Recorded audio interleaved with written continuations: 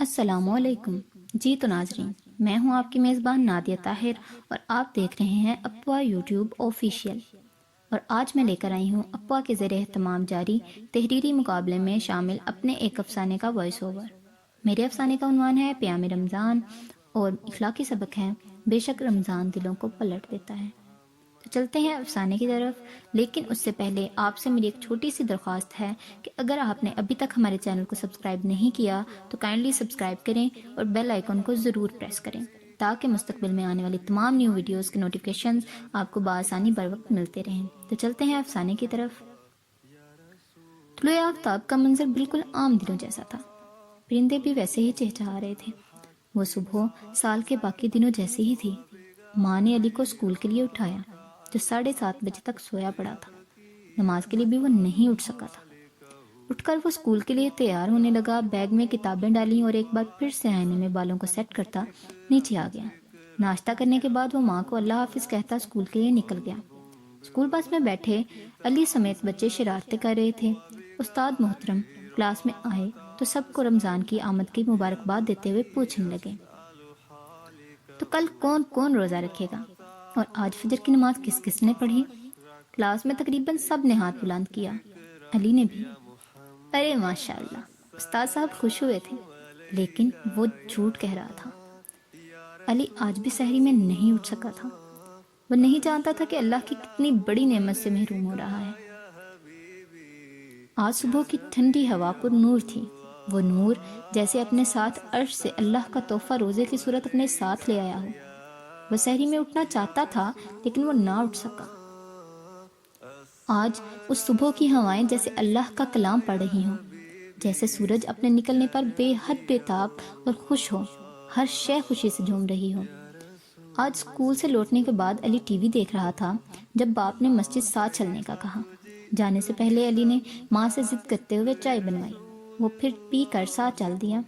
دراصل وجہ یہ تھی کہ وہ نہ جانے کے بہانے ڈھونڈ رہا تھا، لیکن وہ ناکام رہا اور وہ دونوں نماز ظہر کے لیے نکل پڑے۔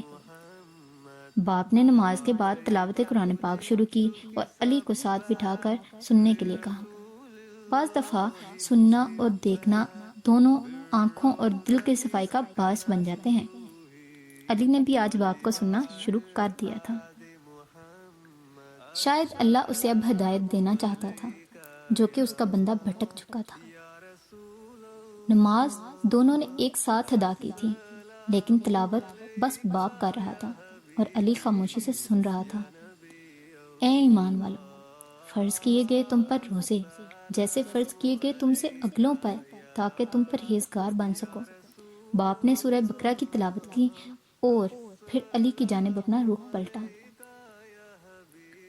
علی میرے شیر، تم تو قرآن مکمل کر چکے ہو اور تمہیں تو روزے رکھنے کا شوق بھی ہے، لیکن میں دیکھ رہا ہوں کہ تم نے آج روزہ نہیں رکھا، کیوں؟ کیا ہو گیا؟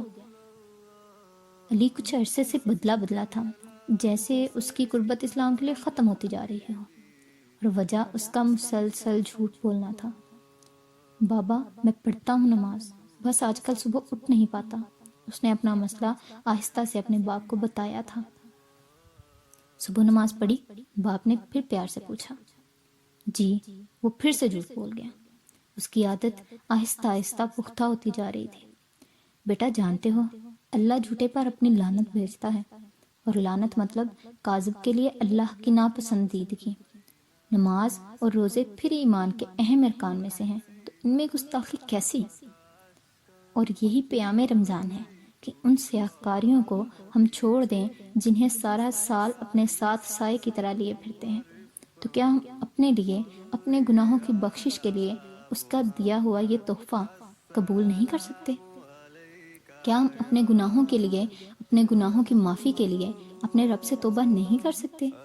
یہ نعمت بار بار رمضان کا ملنا ہر کسی کو نصیب نہیں ہوتا بیٹا۔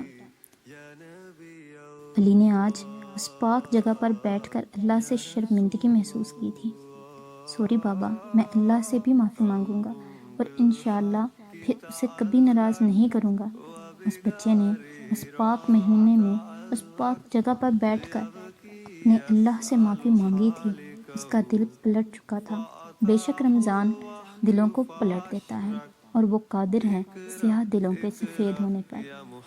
امید ہے آپ کو میرا افسانہ پسند آیا ہوگا، تو مزید اچھی باتیں سیکھنے کے لیے ہمارے چینل کو سبسکرائب کریں اور ہمارے چینل کے ساتھ جڑے رہیے۔ ابھی مجھے اجازت دیجیے، آپ کی سماعتوں کی بے حد مشکور۔ جزاک اللہ۔